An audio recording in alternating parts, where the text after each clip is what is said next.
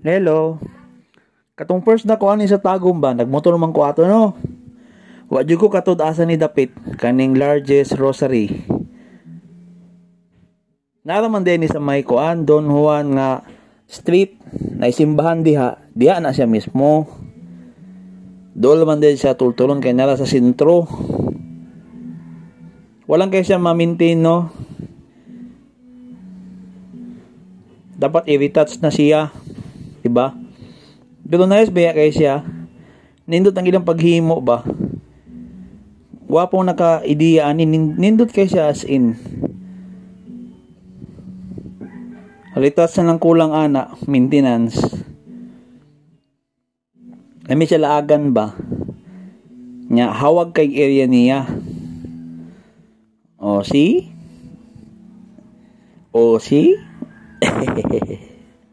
Nice kay siya, ani mo din ni og makabisita mog tagom. Hello, kani din nga katedral o simbahan narani sa Dr. Juan Avenue at bang ani katong kuan gani largest rosary. So diri ra ni sila at bangay ra ni sila. Pero kani nga part morning likod nga part sa katedral.